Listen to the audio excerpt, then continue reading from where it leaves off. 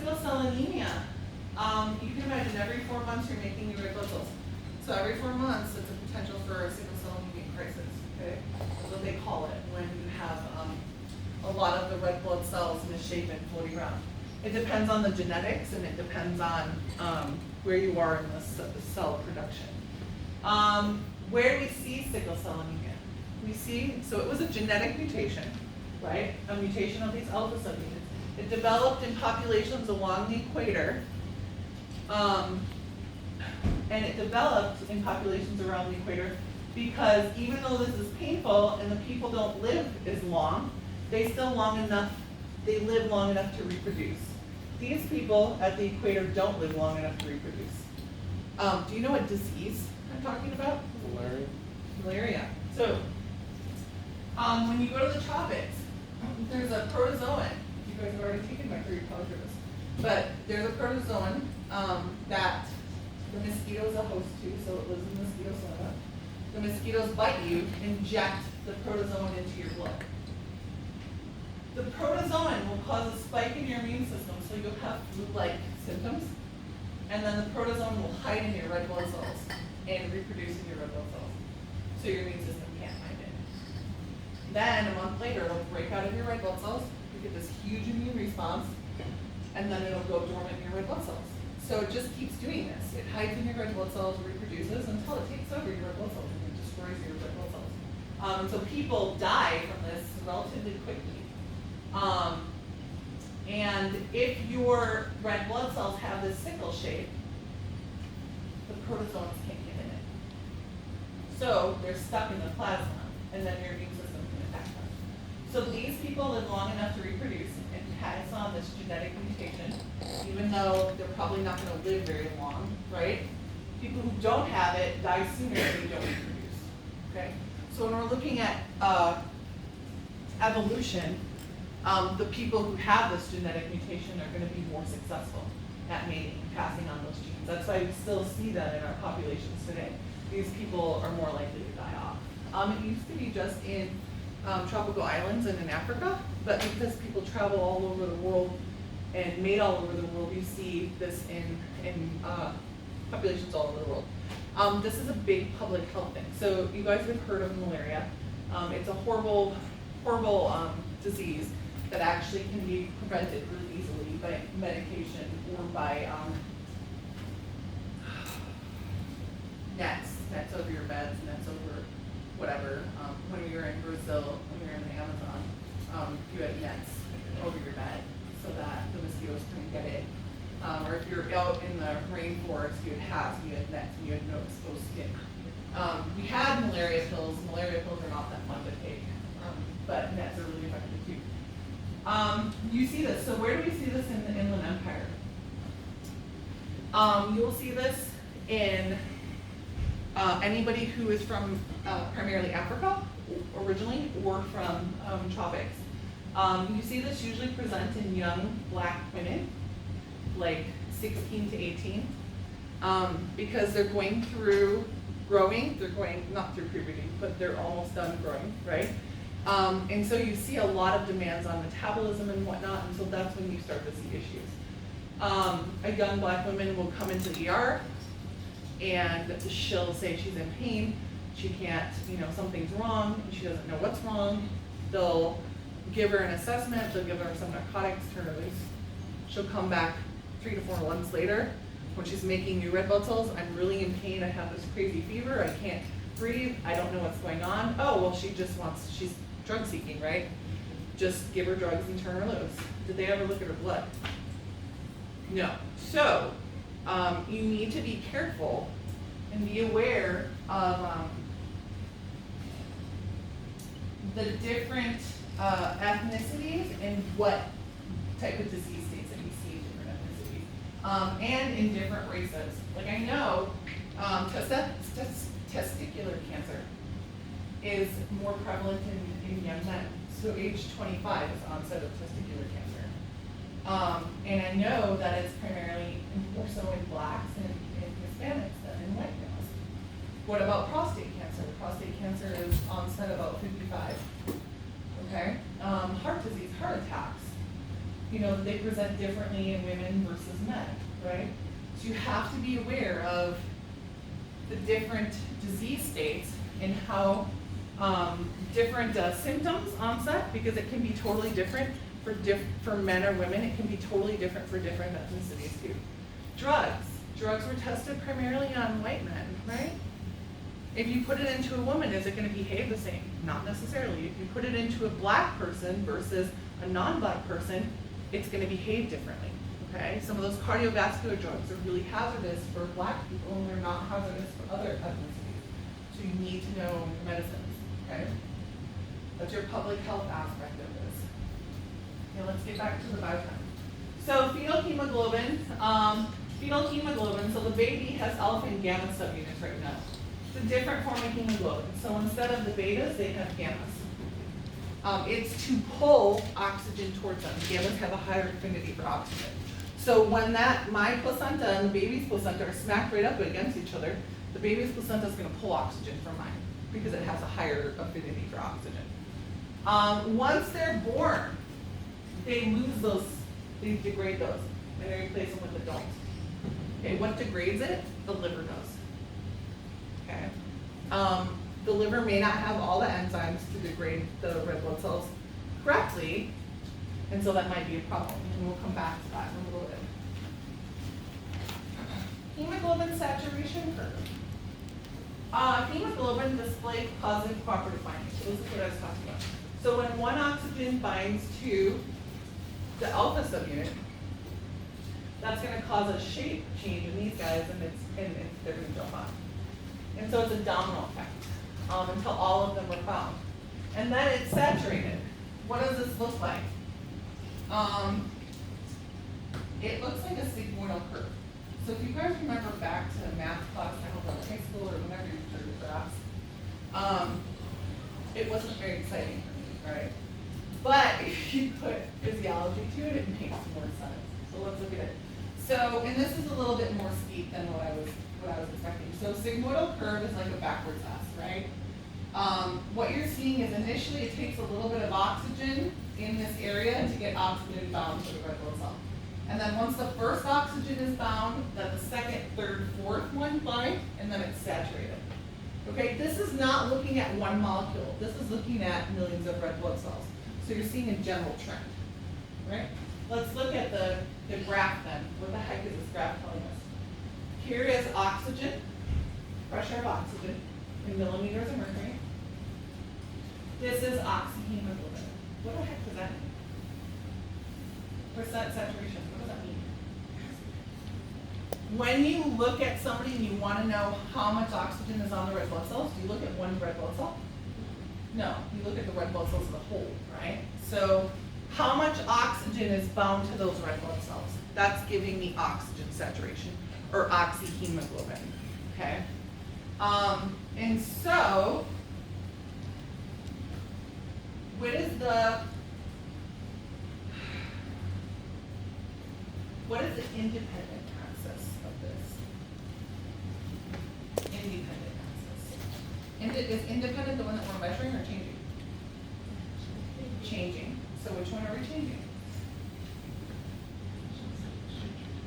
Oxygen. We either have 0 units, 10, 20, et cetera, et cetera. That's what we're changing. What is the dependent variable? Percent saturation, right? So because it's the one that we're measuring, so how much hemoglobin has oxygen bound to it, okay? What do we use to measure oxygen concentration in the blood? What is that thing called, that red diode looking? Pulse ox. Pulse oximeter, right? So your pulse oximeter is going to measure the percent of oxygen in your red blood cells. What's normal? Yeah, about 97 to 100. Anything above 90, 90 and above is good. Anything below 90, your alarm bells are going to start going off, okay? Good, okay. Go back and look at this after we've talked about temperature and pH, okay? Don't look at it now, because it's going to confuse you. Okay, let's take a look. So if I want 50% saturation, how much oxygen do I need? about 30 units, right? If I want 98% saturation, how much oxygen? About 90 units, okay? So this shows you how it shifts.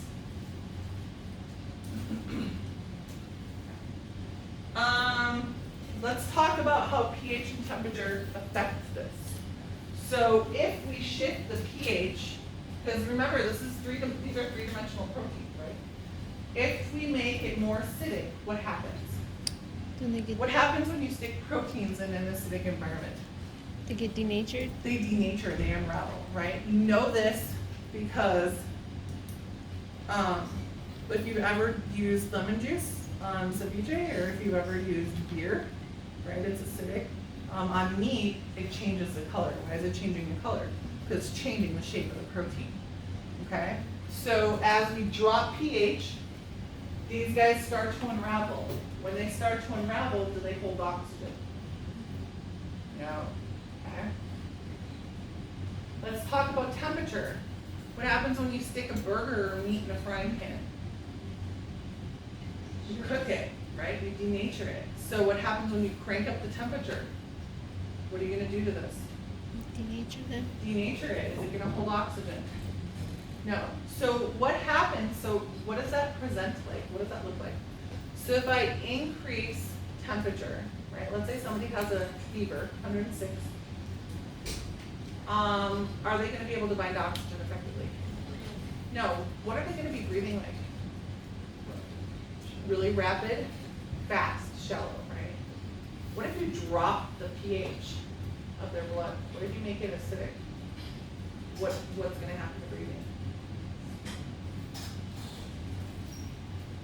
Slow, fast? Think about it. Would it be fast because you need more oxygen? Yes, it would be faster because you're trying to get oxygen in, okay? Anytime you denature those hemoglobin subunits, you can't get oxygen in. So you're going to have faster breaths and you're going to have deeper breaths, okay? I'm not going to talk about the metabolism aspect yet. We'll talk about it when we get to metabolism. The binding of oxygen to hemoglobin occurs when there's high levels of oxygen and a pH that's not very low. When the oxygen binds to hemoglobin, we call it oxyhemoglobin. When the oxygen binds to hemoglobin, the red blood cell is going to kick out CO2. Where does this occur? Lungs or tissue? Read it again. Don't fall asleep. This is not a lecture you want to be falling asleep in. In the lungs because there's high levels of oxygen? Yes, in the lungs, right? What about, so when pH levels are low, like in metabolically active tissues, hemoglobin releases oxygen and grabs CO2 because there's excess CO2. When it binds that CO2, it turns into sort of a purplish colored molecule called deoxyhemoglobin. Where does that happen? At the tissues, right? Okay. So let's draw a picture. Whoops. Let's draw a picture.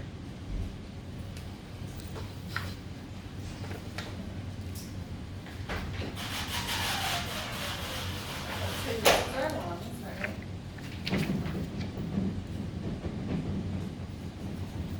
This is plasma. And then this is tissues.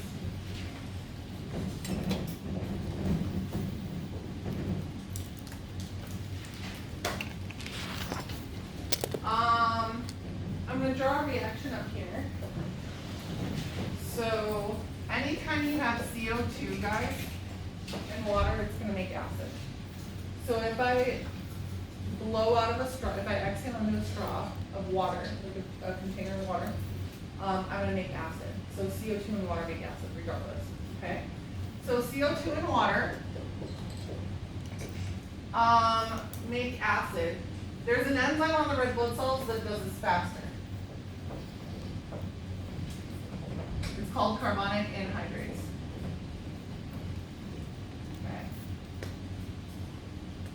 Okay. This is on your red blood cell, well, in your red blood cell. This is also in, you'll see this in kidney cells as well. Okay, so CO2 and water, speak them together, what do we have? I know it's been a while. How many H's? Two. How many carbons? One. H2C, how many oxygens? Three. H2CO3, this is carbonic acid. Three. Oh, thank you. So carbonic acid. This will happen whether this enzyme is present or not. It just happens way faster with the enzyme. Once this is made, this is going to dissociate into protons and bicarbonate.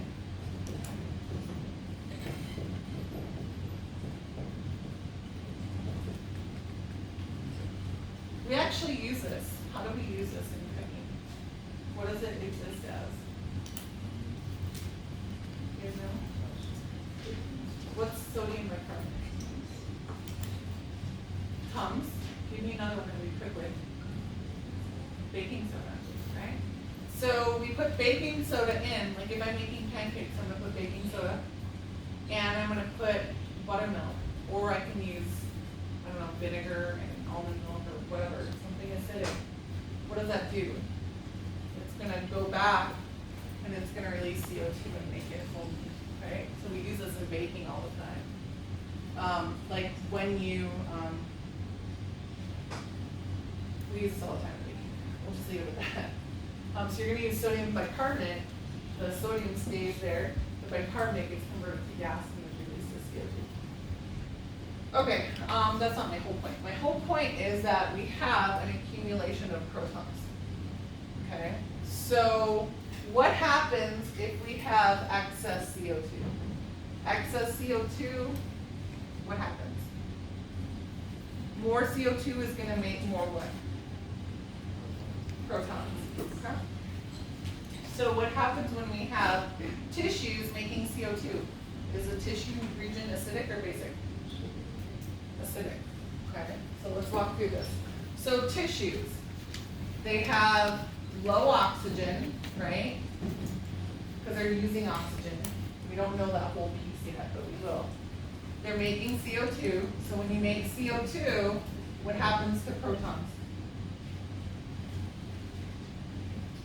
Increase or decrease?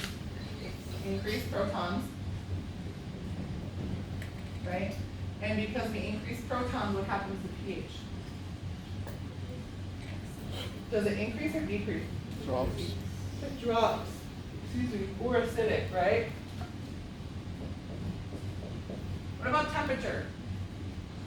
We're ripping apart bonds. High or low? High. Okay. And we're not talking crazy shifts, okay? This is normal. So this would be a little bit higher than body temperature. This might be like 7.35 versus at the lungs 7.45. Okay. Let's look at the lungs. What can you say about oxygen levels of the lungs? They're higher, right? Because we just took in oxygen. What about CO2? Kicked out CO2, right? So it's low. Less CO2, what can you say about protons? Less protons. If there's less protons, what can we say about pH? Higher. Good, it's a little bit higher, okay? Not crazy, okay? Higher end of normal range. What about temperature compared to tissues? What about temperature? Higher, colder than tissues? Colder. Oh, I didn't even put a thing in it. All right. Lower. Okay. So at the lungs, we have more oxygen, less CO2. Less CO2 is going to give us less protons, higher pH of normal and a lower temperature. At the tissues, we have less oxygen because we're using it. We're making CO2. Because we make CO2, that's going to make more protons drops in pH. And it's not crazy, you guys. Okay? And because we're ripping apart bonds, it's a higher temperature. Okay.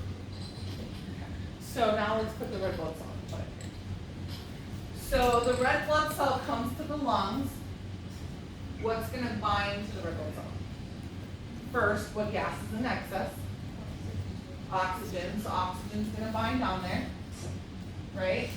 And what about pH? If it's a higher pH, does it favor oxygen binding?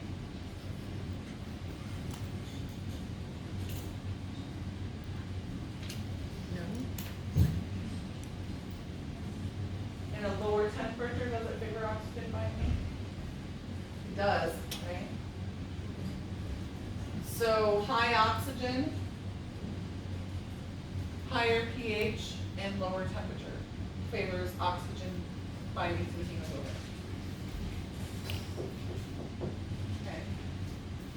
So let's make a list. Hemoglobin wants to bind oxygen, right? Has an increased affinity for oxygen. What does affinity mean? Likes. Okay. So hemoglobin has a higher affinity for oxygen under what conditions? What can you say about oxygen concentration? High or low? High oxygen. What about pH? Increase. More acidic or more basic? Base. More basic, right? So high pH. And what about temperature? Low temperature. Okay.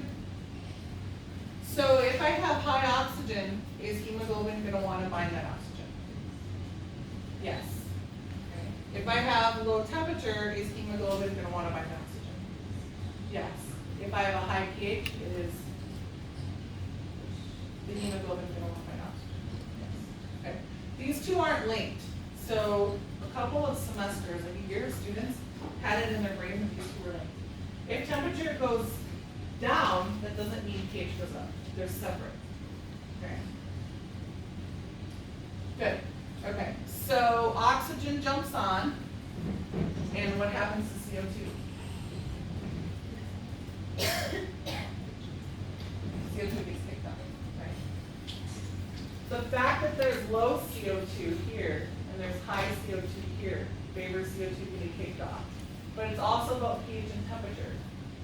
More basic, lower temperature, CO2 is going to get kicked off. Okay?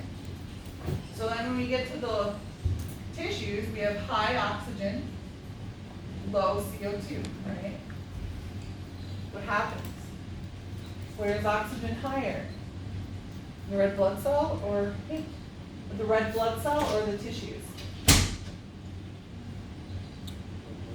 Red blood cell. Which way is oxygen going to go? Into the tissues. What's going to help it?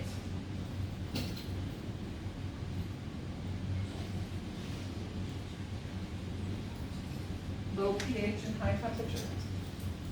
Okay. So the fact that we have low oxygen here, oxygen is going to want to move from high to low, because that's how they behave, right? Which way is CO2 going to move? From high to low, right? So it's going to get kicked down here. But that oxygen getting released from the hemoglobin is because oxygen is low at the tissues. It's also because pH is acidic, and it's also because temperature is hotter. Okay? So hemoglobin wants to release oxygen under what conditions?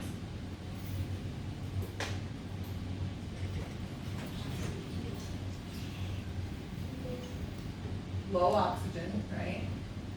Or high CO2. Acidic conditions, so low pH, and what about temperature? High temperature. Okay, so if somebody has a fever, it's going to be harder to get oxygen to bind to those red blood cells. If somebody has acidic blood, it's going to be harder to get the oxygen to bind to the red blood cells. Okay? Normally, in a healthy individual, you go to the lungs, there's more oxygen, it gets dumped onto the red blood cells. Okay? When you get to the tissues, there's less oxygen, so oxygen gets delivered to the tissues. pH and temperature help that, and that's beautiful. Okay? Hemoglobin works the way it was designed to work. It's really good at doing its job, okay? But the problem comes when somebody has a really high fever or when somebody has acidic blood, because that's gonna shift how hemoglobin behaves.